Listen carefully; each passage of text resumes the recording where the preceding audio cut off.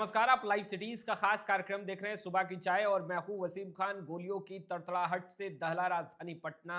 वहीं खान सर कदम पीछे करने को तैयार नहीं। बीपीएससी अभ्यर्थियों के साथ हैं री एग्जाम की बात। वहीं खबरों के सिलसिले में हम बात करेंगे शपथ ग्रहण समारोह में मुख्यमंत्री नीतीश कुमार के जाने की बहुत कम उम्मीद। वहीं चिराग पासवान और मुख्यमंत्री नीतीश कुमार के नेता आमने सामने हैं और एक दूसरे को जमकर कोस रहे हैं। वहीं खबरों के सिलसिले में हम बात करने जा रहे हैं तेजस्वी यादव को लेकर। तेजस्वी यादव विशेषज्ञों से बात कर रहे हैं, ब्लूप्रिंट तैयार कर ली है और नीतीश कुमार के गढ़ में बड़ी बैठक बुला ली है। देखिए, खबरों के सिलसिले में हम बात करने जा रहे हैं। मैट्रिक परीक्षा हो रही है और एग्जाम चल रहा है। छात्र भी उत्साहित हैं। आपको फ्रेम में वरिष्ठ पत्रकार रवि उपाध्याय सर दिख रहे होंगे, जो खबरों की दुनिया में एक कदम आगे आपको हमेशा रखते रहे हैं। सर, सबसे पहला सवाल, राजधानी पटना एक बार फिर दहला, वो भी गोलियों की तड़तड़ाहट से। देखिए, पटना का कंकड़बाग थाना क्षेत्र है हाँ। और रामलखन पथ बोला जाता है, रामलखन सिंह पथ बोल लीजिए उसको।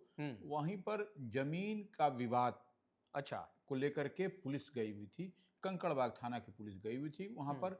तो इसी बीच में जो इसके जो पुलिस के अनुसार जो जमीन का जो धंधा करते हैं धर्मेंद्र यादव नाम बताया जा रहा है पुलिस की ओर से। तो वहाँ पर जब पुलिस गई तो गोलीबारी होने लगी। गोलीबारी होने हाँ, लगी। गोलीबारी होने लगी। और उसके बाद में उस जो इमारत है, पांचतल्ला भवन है, 5 मंजिला है, हाँ। 5 फ्लोर का है, उसमें अन्य लोग भी रहते थे। तो अब जब वहाँ पर इस तरीके से अपराधी जो गए और अंदर में जो कवरअप कर लिया, वो उसमें तो पुलिस भी को पता चला कि भाई कौन ऐसे अपराधी हैं। तो ये गोलीबारी पुलिस पर कर रही है, तो पुलिस भी कई थाना और एसटीएफ, हाँ। स्पेशल टास्क फोर्स जो पुलिस की होती है त्वरित कार्रवाई करने के लिए, उसको बुला लिया गया। और कम से कम जो है सो 80 से अधिक पुलिसकर्मी जो एकदम अच्छा। अत्याधुनिक हथियारों से लैस, पूरा लग रहा था कि दूसरा सीन ही लग रहा था, लग ही नहीं रहा था यानी कि छावनी में तब्दील हो गया इलाका। छावनी छोड़ दिया, लग ही नहीं रहा था कि वो पटना है, अच्छा। कैपिटल राजधानी पटना। इस तरह का अजीबो गरीब नजारा पहली बार देखने को मिला। हम्म। और उसके करीब लगता है कि 4 राउंड गोलीबारी हुई। मैंने जो देखिए ऑफिशियल बयान है कि 4 राउंड।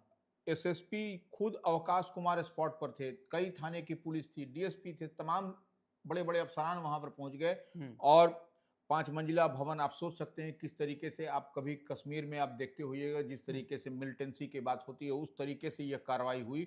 और पूरे घर को जो है सो पुलिस ने घेर करके रखा, 80 पुलिसकर्मी पूरे अत्याधुनिक हथियारों से लैस।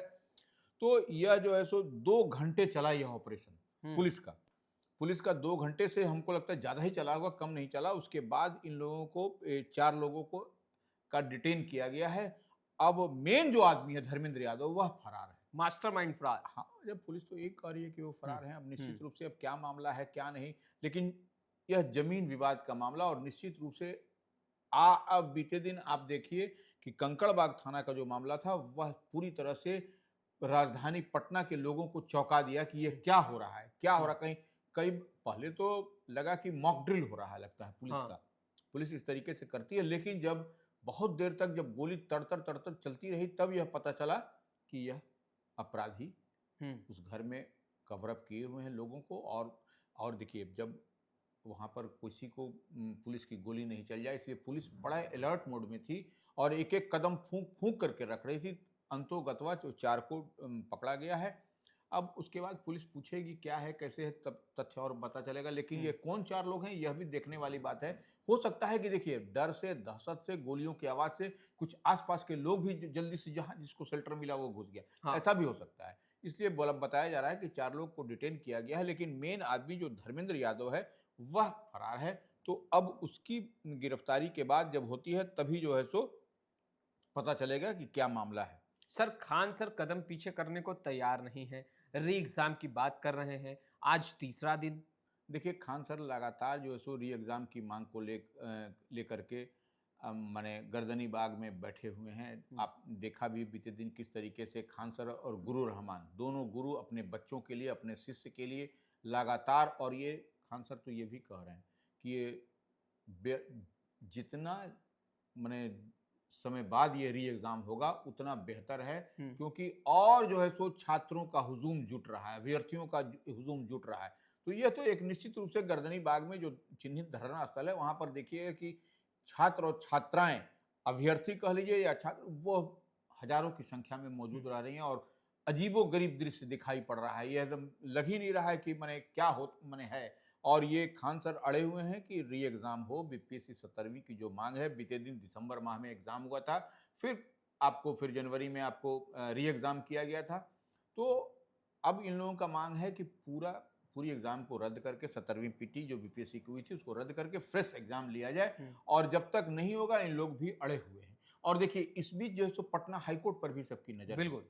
आज पटना हाईकोर्ट में कहीं न कहीं इस पर फैसला आने की, माने इस पर सुनवाई होने की उम्मीद है कि बीपीएससी को लेकर के जो अलग-अलग जो दायर याचिका है उस पर आज संभवतः, देखिए ये जब तक सुनवाई नहीं हो जाए, लेकिन ऐसी अंदेशा जताई जा रही है, ऐसी संभावना है कि बीपीएससी के मामले को लेकर के बिहार लोक सेवा आयोग में ये सुनवाई हो सकती है। सर, शपथ ग्रहण समारोह में मुख्यमंत्री नीतीश कुमार के जाने की क्या सच में कम उम्मीद है या फिर नीतीश कुमार जाएंगे?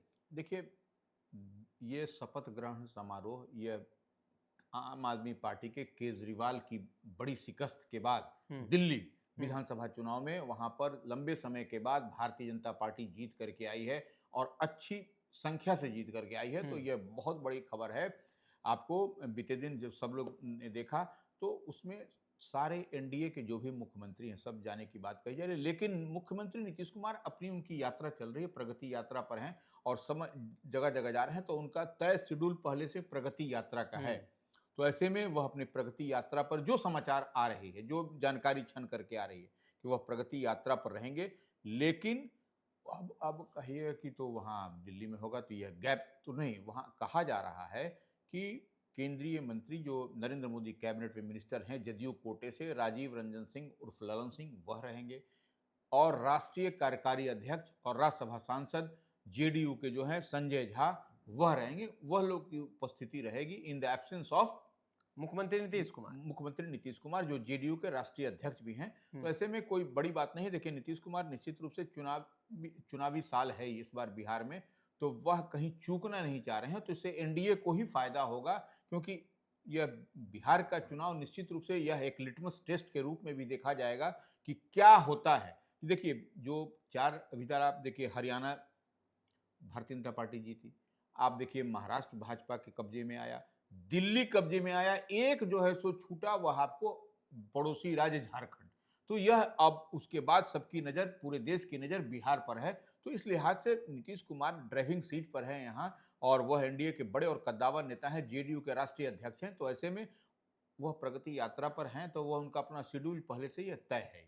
सर, तेजस्वी यादव ने ब्लूप्रिंट तैयार कर लिया है। सवाल दो हैं, मगर सबसे पहला सवाल हम आपसे लेंगे कि तेजस्वी यादव ने कैसा ब्लूप्रिंट तैयार किया है? चुनावी रन है और ऐसे में तेजस्वी यादव किन लोगों से बात कर रहे हैं? देखिए ब्लूप्रिंट कहने की बात है कि वो डोमिसाइल नीति की बात हो रही है। देखिए अच्छा। आप जिस तरीके से जो वैकेंसीज निकल रही है, जो वैकेंसियां हैं, जो नियुक्तियां होंगी या होने वाली हैं, उसमें जो डोमिसाइल नीति की यहाँ के जो मूल वसिंदा हैं, जो बिहार के रहने वाले हैं, जो बिहार के माटी से में पले पड़े हैं, जिनके पास में डोमिसाइल है अपना, जो मूल निवासी होंगे, वही जो है सो नौकरी के लिए सही मायने में आवेदन कर सके। क्योंकि देखिए सबसे बड़ी बात है, यह तेजस्वी का जो ब्लूप्रिंट की बात हो रही है उस पर हम कर रहे हैं। क्योंकि देखिए ये बिहार के बच्चे, बिहार की माटी में पले बढ़े, वह बच्चे तो जो बाहर के बच्चे दूसरे स्टेट के आकर के यहाँ पर नौकरी लेंगे, तो अपने बच्चे, बिहार के बच्चे तो नौकरी की तलाश में दर दर भटकते रहेंगे। तो यही तेजस्वी और राष्ट्रीय जनता दल, उनकी पार्टी इसमें है। इसके लिए हर छोटी छोटी बात पर, छोटी छोटी बिंदुओं पर बारीकी से काम कर रही है कि अब जो डोमिसाइल नीति है उसके लिए क्या हमको करना पड़ेगा। और इसके लिए देखिए लीगल एक्सपर्ट से भी सलाह लिया जा रहा है कि कल को इस पर कोई चैलेंज, कोई चुनौती अगर यदि हो तो वह भी पूरी पुख्ता आपको जानकारी के साथ।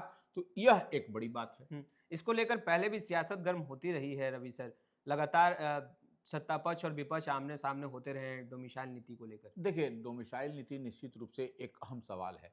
अब आप देश तो सबका है, हाँ। यह तो बात भी है। ऐसा नहीं कि बिहार के बच्चे उत्तर प्रदेश में नहीं जाएंगे, दिल्ली में नहीं जाएंगे, यह होगा। यह देखिए, यह फेडरल स्ट्रक्चर है, संघीय ढांचा है, इसमें आपको एक जगह दूसरे जगह नौकरी करने लेने देने की बात होती है। तो ऐसे में इस परिस्थिति में आप देखिएगा कि जो डोमिसाइल नीति, लेकिन बिहार की दूसरी स्थिति है। बिहार में देखिए यहाँ के बच्चे बाहर जाते हैं, तो इसलिए तेजस्वी की जो जिस बात पर फोकस्ड हैं वो, कि यहाँ पहले डोमिसाइल नीति लागू हो और यहाँ के बच्चे, बिहार के बच्चे बिहार में ही रोजगार मिले, यह सबसे बड़ी बात है। इसी पर मुख्यमंत्री नीतीश कुमार के गढ़ में तेजस्वी यादव ने बड़ी बैठक बुला ली है सर। देखिए, तेजस्वी यादव नेता प्रतिपक्ष लालू यादव जो के पुत्र हैं, वह निश्चित रूप से आप देख रहे हैं कि लगातार वह आम आवाम से संपर्क करते हुए पूरे बिहार का दौरा कर रहे हैं। यह उनका शेड्यूल लगभग लंबे समय से चल रहा है। तो आप देखिएगा कि आज वह नीतीश कुमार के गृह जिला नालंदा, उनके गढ़ में जो है सो आज जो सो जा रहे हैं और वहाँ पर निश्चित रूप से जो जो तैयारी है, तो नीतीश कुमार के गृह जिला में आप समझ सकते हैं कि जाना अपने आप में एक बड़ी तैयारी के साथ जाना, और वहाँ पर चुनाव जब विधानसभा का इस बार होगा तो वहाँ पर क्या करेंगे, इसी तैयारी को लेकर के तेजस्वी वहाँ घूमते हुए दिखाई पड़ रहे हैं और हर एक चीज, छोटी छोटी चीजों को बारीकी के साथ उसका रिव्यू भी कर रहे हैं।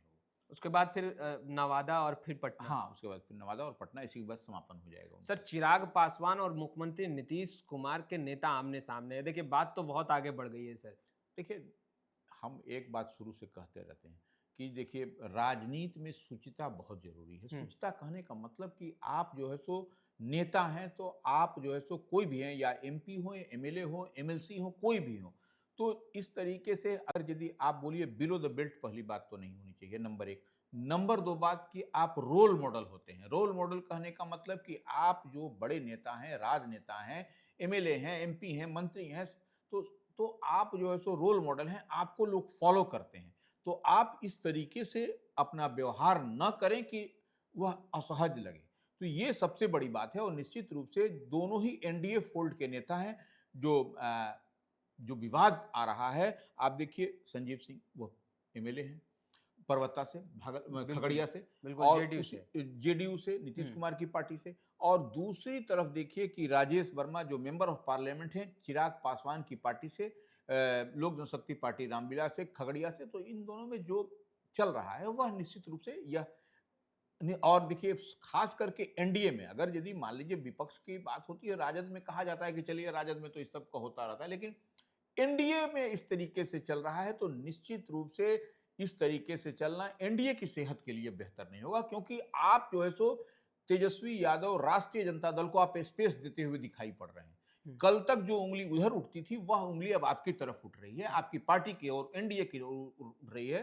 तो न इस चीज को चिराग पासवान पसंद करेंगे, न इस चीज को नीतीश कुमार और उनकी पार्टी पसंद करेगी। तो यह एक निश्चित रूप से यह तू मैं यह जो चल रहा है इसको समाप्त करके देखिए, आप ऐसा चीज करिए कि जो कि समाज में एक अच्छा मैसेज जाए। इस तरीके से राजनेताओं का बयान होना चाहिए और इस तरीके से राजनेताओं को बोलना भी चाहिए। बिल्कुल, टिकट को लेकर के भी काफी चीज डॉक्टर संजीव ने कह दिया है। देखिए, वो ठीक है, कह रहे हैं, वो कह रहे हैं, लेकिन हम जो यहाँ तक समझ और देख पा रहे हैं इस तरीके से नहीं होना चाहिए और पब्लिक डोमेन में तो कम से कम नहीं ही आना चाहिए किसी की भी।